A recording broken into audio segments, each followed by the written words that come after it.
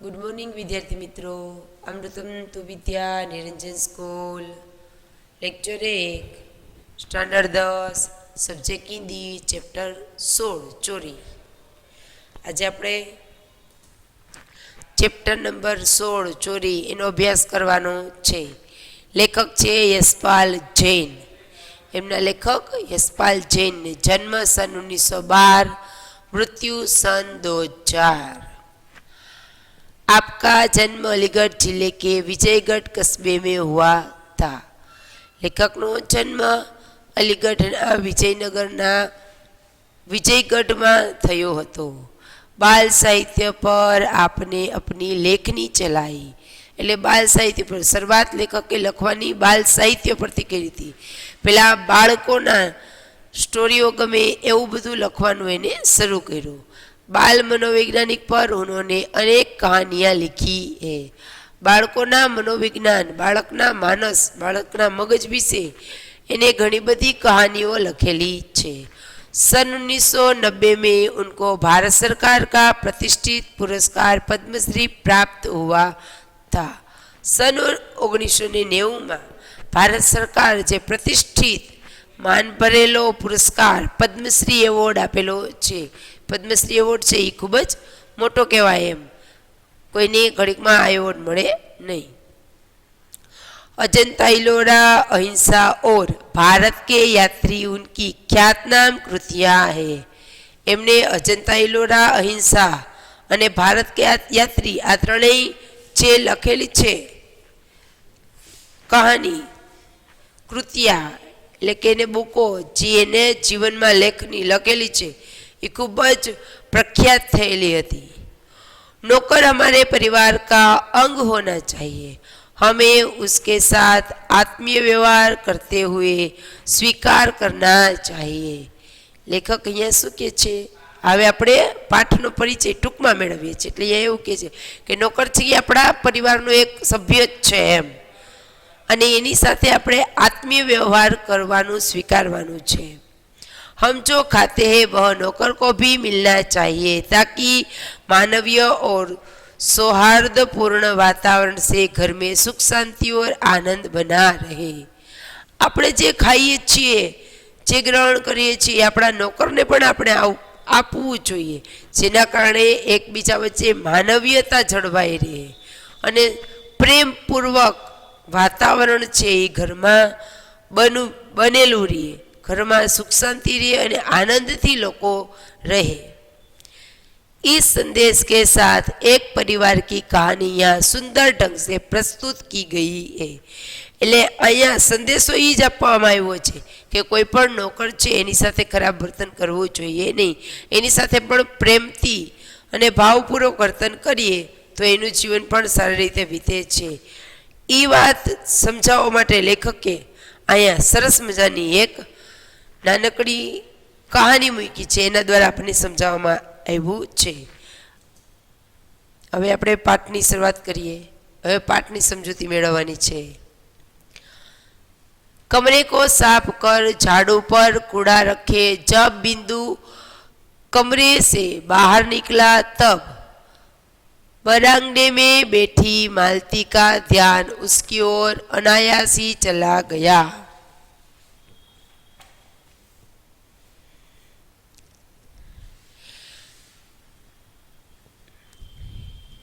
એટલે એનો રૂમ જે છે એ સાફ કરી झाड़ू पर कूड़ा रखे हुए, झाड़ू એટલે સાવરણી, એ રૂમ સાફ કરી અને કચરો અને સાવરણી ભરી અને બિંદુ છે એ એના જે રૂમ છે એની બહાર નીકળો ત્યારે માલતી છે એ એના ડ્રોઈંગ રૂમમાં એટલે હોલમાં બેઠેલી હતી અને એનું ધ્યાન છે એ અનાયાસ એટલે અચાનક જ એના ઉપર પડી ગયું.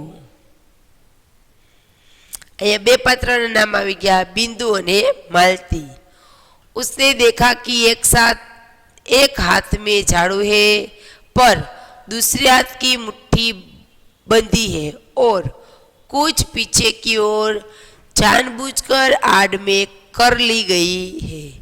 હવે માલતીનું ધ્યાન બિંદુ ઉપર પડ્યું એટલે એને શું જોયું તો કે એક હાથમાં તો ઝાડુ સાવરણી હતી અને બીજા હાથની મુઠ્ઠી એની બંધ હતી, એમાં એને કંઈક છુપાવેલું છે અને એ હાથ જાણી જોઈને જ પાછળ છે એ સંતાડવાની કોશિશ કરે છે બિંદુ, એવું એને જોયું. માલતી કો લગા હો ન હો કમરે સે બિંદુ કુછ લાયા હે.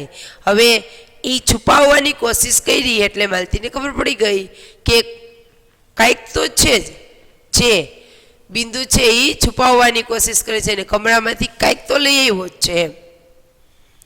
ઉસને કહા બિંદુ, એટલે માલતીએ બોલાવ્યો બિંદુને. दो कदम पर बिंदु पर उसने मानो मालती की आवाज सुनी ही न हो. बे पगला हेलो पण હું થયું કે ધીરા પડ્યા પછી એવી રીતે વર્તન કર્યું કે જેવી રીતે એને માલતીનો અવાજ કંઈ સાંભળો જ નથી, ચાલ્યો જ જાય છે. वह चलता ही गया, बल्कि मालती ने देखा कि उसकी पुकार पर बिंदु की चाल में कुछ तेजी आ गई. હવે માલતીએ જેવો બિંદુને બોલાવ્યો કે તું ઊભો રહે એમ, તો બિંદુએ શું કર્યું તો કે એની ચાલ એટલે જે સ્પીડથી હાલતો હતો એનાથી એની સ્પીડ છે એ વધી ગઈ, ખૂબ જ ફાસ્ટ ચાલવા માંડ્યો. ગુસ્સે में भरकर उसने कहा बिंदु ओ बिंदु ठहर कहाँ जाता है. એટલે માલતી છે એ પોતે ગુસ્સો થઈ ગઈ અને એને બિંદુને અવાજ કર્યો કે બિંદુ ઊભો રે, ક્યાં જાય છે, ઊભો તો રે. ગુસ્સાથી માલતીએ બિંદુને કીધું.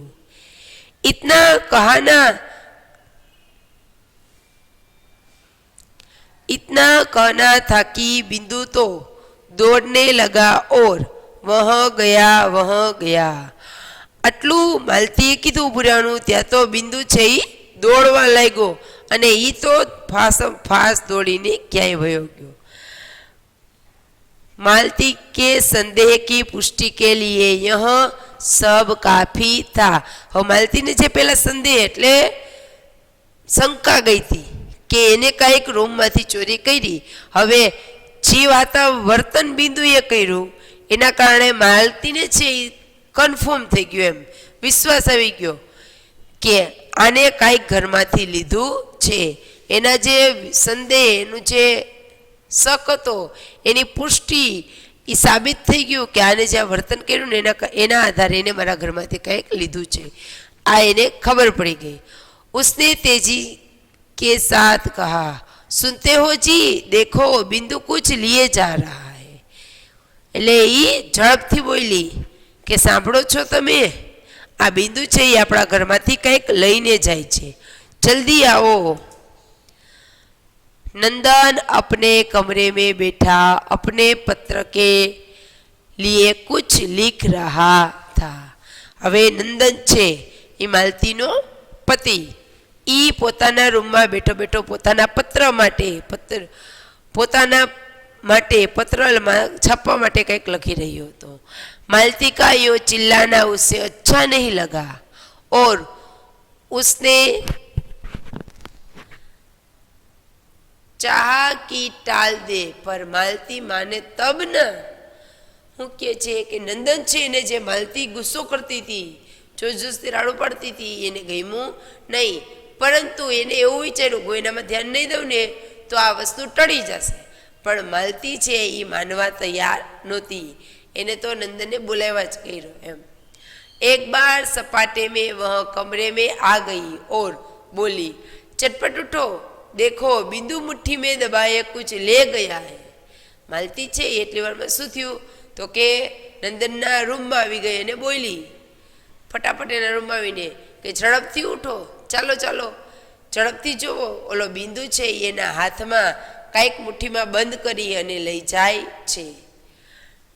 नंदन ने कलम एक और रख दी और जैसे किसी ने जबरदस्ती पकड़कर उठा लिया हो वह उठा. હવે નંદન છે એ પેલા લખતા હતા ને બરાબર, પણ એને પોતાનું લખવાનું બધું સાઈડમાં મૂકી અને એને કોઈએ પરાણે જબરજસ્તી પકડકર ઉઠા લ્યા હોય, એટલે પરાણે કોઈએ ઉપાડ્યા હોય એમ ત્યાંથી ઊભા કર્યા હોય એમ પોતે ઉઠ્યા. कमरे से बाहर आया तो देखता क्या है कि बिंदु लौट कर आ रहा है. હવે માલતી છે એ એના પતિને બોલાવીને રૂમમાંથી બહાર આવે છે. ત્યાં એ શું જોવે છે નંદન? તો કે નંદન એવું જોવે છે કે બિંદુ છે એ પોતે બહારથી પાછો અંદરની તરફ પાછો આવતો હોય એવું એ જોવે છે. एक हाथ में झाड़ है, दूसरा રીતા है और નીચે લટકતા है. એક હાથમાં ઝાડ એટલે બારવાનું ઝાડું છે, બરાબર, અને બીજો હાથ ખુલ્લો છે, રીતા હે ખુલ્લો છે, એ લટકે છે એટલે એમને નીચે છે, કાંઈ મુઠ્ઠી બુઠ્ઠી વાળેલી નથી. આવું નંદન જોવે છે. ઉસે દેખતે ही मालती उबल पड़ी. क्यों रे बिंदु के बच्चे, मैं गला फाड़ती रही और તું रुकाने तक नहीं. હવે જેવો બિંદુને માલતીએ જોયું એવી જ માલતી બિંદુ ઉપર ફરી પાછી બૂમ પાડવાની. કેમ બિંદુ, હું તને ક્યારું નહીં જોશોશથી બોલાવતી હતી, ઊભો રાખ્યો તોય તું કેમ ન ઊભો રહ્યો, કેમ વયો ગયો? બોલ, હાથ મેં ક્યાં લે ગયા થા? માલતી એને પ્રશ્ન પૂછે છે કે તું કે તું હાથમાં લઈને શું વયો ગયો તો?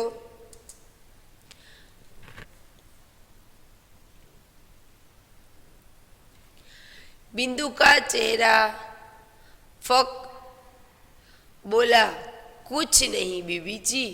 बिंदु का चेहरा फक એટલે બિંદુ છે ઈ બી ગયો એટલે એનું મોઢું નિરાશ થઈ ગયું, એના મોઢાનો રંગ ઉડી ગયો, એમ ફક હો ગયા. એટલે બોલા કુછ નહીં બીબીજી એટલે બિંદુ છે એ બોલ્યો કે ના, હું કાંઈ નથી લઈ ગયો એમ. झूठा कहीं का, क्यों रे, तेरे हाथ में कुछ नहीं था तो मेरे पुकारने पर फिर तू रुका क्यों नहीं? અહીંયા માલતી કે છે તું ખોટું બોલે છે, કેમ તારા હાથમાં કાંઈ નહોતું તો મેં તને બોલાવ્યો તો તું ઊભો કેમ ન રહ્યો? એના હાથમાં કાંઈ નહોતું, તેને ઊભું રહેવું જોઈએ ને, એવું કહે છે માલતી.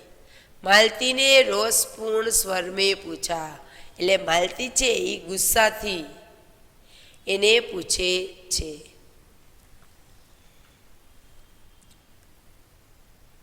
બિંદુ સે બોલા નહીં જા રહા થા. હવે એક બિંદુ છે એ ગભરાઈ ગયો તો, ડરી ગયો તો, એટલે એ કાંઈ બોલી શકતો નહોતો, માલતીને કાંઈ કહી શકતો નહોતો.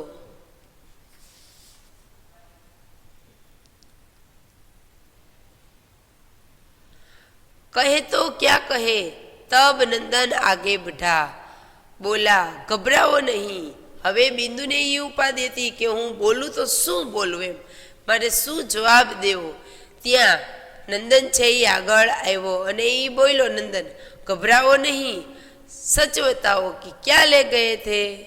નંદને એને પ્રેમથી પૂછ્યું કે તું બીમાં, તું મને એ કે, તું ગભરામાં, તું ડરમાં, તું સાચું બોલી જા કે તું શું લઈ ગયો તો?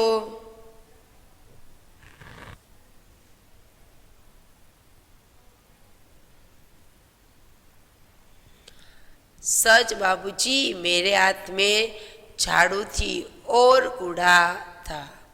यहाँ बिंदु શું કે છે કે સાચું કહું છું બાબુજી, મારા હાથમાં કાંઈ હતું નહીં, ઝાડુ એટલે મારા હાથમાં સાવરણી અને કચરો જ હતો, હું કાંઈ જ લઈ ગયો નથી.